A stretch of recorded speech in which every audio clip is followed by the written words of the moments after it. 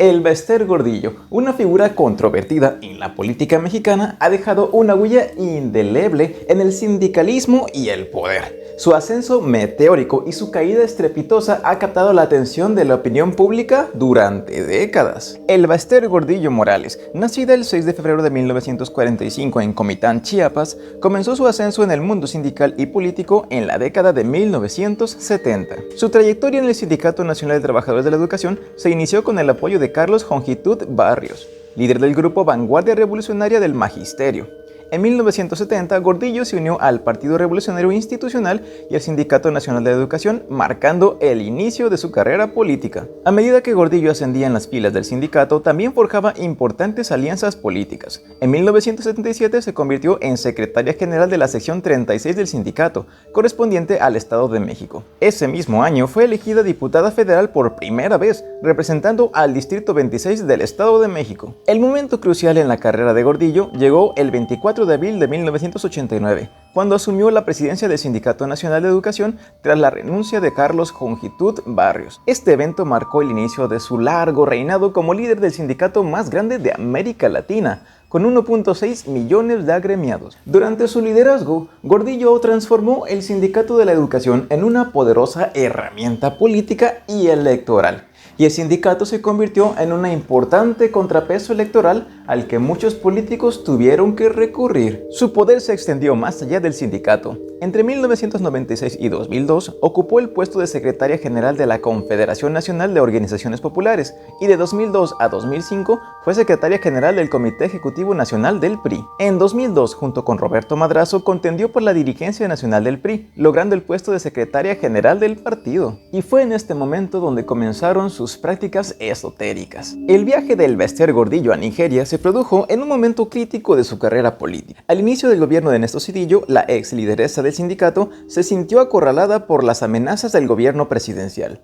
Gordillo sabía que el gobierno federal planeaba realizar auditorías a su persona, a la dirigencia del gremio magisterial y a sus allegados más cercanos, debido a los recursos multimillonarios que obtenía del erario federal a través del fideicomiso Vivienda Magistral. En un estado de urgencia y fuera de sí, Gordillo decidió buscar ayuda en prácticas esotéricas. Su viaje comenzó en Marruecos, donde un lector de caracoles le dio instrucciones precisas sobre dónde, con quién y qué trabajo debía realizar para evitar que le sucedieran cosas malas. Estas indicaciones le llevaron a Nigeria, donde se llevaría a cabo un ritual de magia negra con el propósito de protegerse del entonces presidente Ernesto Zedillo, quien había determinado quitarle el poder e investigarla. En Nigeria, Gordillo se encontró con un brujo mayor, que según se le había indicado tendría que llevar a cabo el trabajo más peligroso del vudú: el sacrificio de un león vivo. El brujo explicó que necesitaba un león macho,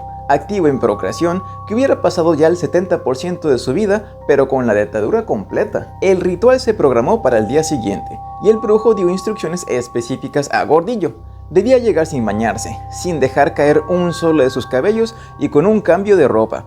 Estas indicaciones formaban parte del complejo ritual que se llevaría a cabo. En el ritual, que duró aproximadamente 4 horas, el león fue torturado y degollado para que no muriera rápidamente, con el objetivo de transferir su energía y coraje a Gordillo. Aproximadamente 10 personas participaron en el sacrificio, clavando un cuchillo en su ojo y recolectando su sangre. Gordillo fue llevada a una choza de paja y barro, donde sin quitarle la ropa le untaron los testículos del animal, las vísceras y la sangre. Le amarraron la piel del león con las pezuñas y le dibujaron diversos signos. Todo esto acompañado de cánticos del brujo. En un momento del ritual, Gordillo fue colocada en una especie de pedestal. Tomó una foto del presidente, la abrazó y repitió 7 veces lo que deseaba conseguir con el ritual antes de desmayarse durante 1 hora. El costo del ritual fue considerable, ascendiendo a alrededor de $45,000. Sin embargo, el brujo le advirtió que el verdadero costo del trabajo sería uno de sus familiares. Este viaje a Nigeria y el ritual subsiguiente reflejan la desesperación de Gordillo por mantener su poder político y protegerse de las investigaciones gubernamentales. La relación entre la política y las prácticas esotéricas ha sido una constante en la historia de México. Diversos personajes relevantes de la esfera política han establecido lazos con individuos relacionados con prácticas como la brujería y el chamanismo. buscando protección o una vía para acceder al poder. Según se relata, Gordillo tuvo una afición por la brujería y la magia negra. Sus prácticas de hechicería, magia negra y vudú son permanentes, aunque las lleva a cabo con mayor frecuencia en tiempos de crisis o cuando piensa que es momento de cubrir sus debilidades, sus vicios, sus temores y sus fobias. Un ex colaborador de Gordillo afirma haber estado presente cuando ella realizó embrujos dirigidos contra sus enemigos del sindicato y la vio hacerse experta en lectura de cartas y café. En su casa, la maestra tiene algunas estatuas de seres muy extraños y manzanas esparcidas por todos lados, las cuales rocía con un líquido especial que sirve para ahuyentar las malas vibras. La influencia de estas prácticas esotéricas en las decisiones políticas ha sido significativa. En el caso del Bester Gordillo, se relata un episodio en el que realizó un hechizo junto con todos los dirigentes del magisterio durante la disputa por la silla presidencial. Se suponía que el sindicato apoyaba al candidato del PRI, Francisco Labastida, pero la verdad era que estaba dando su apoyo a Vicente Fox. Su nieto más querido, Francisco Fujiwara Montelongo, hijo de Maricruz Montelongo, falleció de manera trágica al desnucarse mientras jugaba en el elevador del departamento donde vivía. Este suceso marcó profundamente a la familia Gordillo. Desde entonces se tomó la decisión de alejar a los nietos del Bester, posiblemente como una medida de protección ante el temor de que las prácticas esotéricas pudieran tener consecuencias negativas en sus seres queridos. La serie de tragedias personales no terminó ahí. Años más tarde, Gordillo enfrentaría otro golpe devastador con la pérdida de su hija Mónica Arriola Gordillo, senadora de la República por el partido Nueva Alianza, quien falleció a causa de un cáncer cerebral. Esta pérdida fue particularmente dolorosa para Gordillo, quien se encontraba bajo arresto en ese momento y no pudo acompañar a su hija durante su enfermedad. Las prácticas esotéricas de Gordillo no se limitaron a rituales ocasionales, sino que se convirtieron en una parte integral de su vida cotidiana. En su lujoso departamento mandó construir un techo especial con un sistema móvil que permitía que los rayos de la luna cayeran directamente sobre ella y su lecho.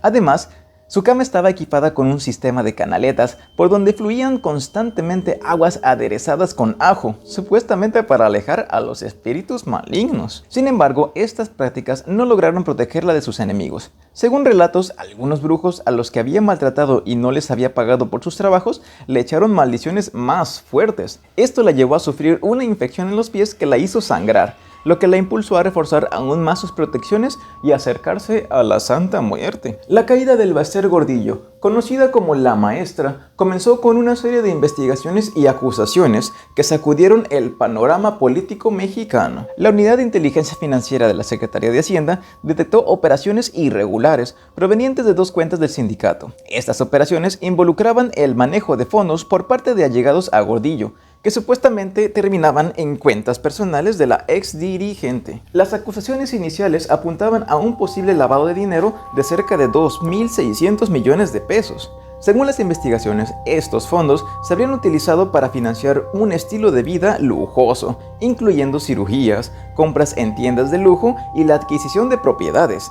Además, se le acusó de defraudación fiscal por presuntamente declarar ingresos menores a los que realmente obtuvo en su declaración del impuesto sobre la renta del año 2008. El 26 de febrero del 2013, el Bester Gordillo fue detenida en el aeropuerto de Toluca.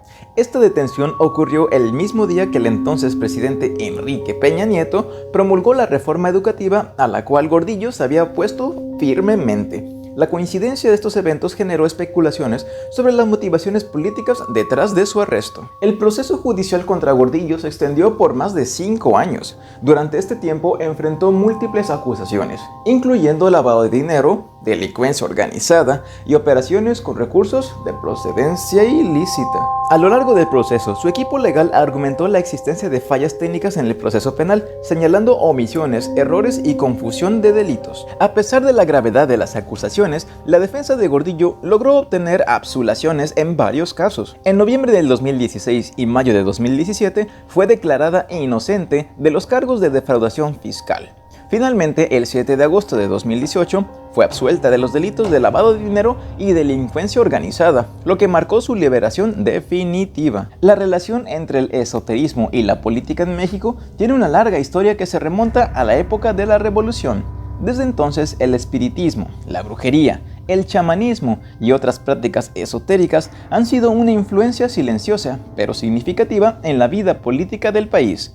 Numerosos políticos mexicanos, desde presidentes hasta gobernadores y líderes sindicales, han recurrido a estas prácticas en busca de protección, poder o ventaja política. Francisco I. Madero, líder de la Revolución Mexicana, es uno de los ejemplos más notables de esta tendencia. Madero era un ferviente devoto del espiritismo y creía que su trabajo político fue dictado por un espíritu al que identificaba con las letras BJ. Esta creencia influyó en sus decisiones personales y políticas durante su tiempo como líder revolucionario y presidente. Otro caso destacado es el de Plutarco Elías Calles, quien gobernó México entre 1924 y 1928. Aunque públicamente se declaraba sin creencias religiosas, Calles participaba regularmente en sesiones espiritistas en una casa de Tlalpan, junto con otros políticos e intelectuales. Su afición por el espiritismo llegó al punto de realizar sus propios encuentros en solitario, donde supuestamente se comunicaba con fantasmas que le revelaban eventos futuros. En tiempos más recientes, se ha reportado que políticos como Carlos Salinas de Gortari y Enrique Peña Nieto también han recurrido a prácticas esotéricas. Según el periodista José Gil Olmos, Salinas contrató brujos haitianos para hacerle brujería a su predecesor Miguel de la Madrid, con el fin de ser elegido como su sucesor. Por su parte, se dice que Peña Nieto contaba con la protección de una bruja de Atlacomulco, que le predijo su destino como gobernante. Al final, el legado de Gordillo es controvertido. Aunque logró transformar el Sindicato de la Educación y aumentar su influencia política, su caída por acusaciones de corrupción manchó su reputación. También pone de manifiesto la persistente influencia de las creencias esotéricas en la toma de decisiones políticas en México, un fenómeno que sigue siendo relevante en la actualidad.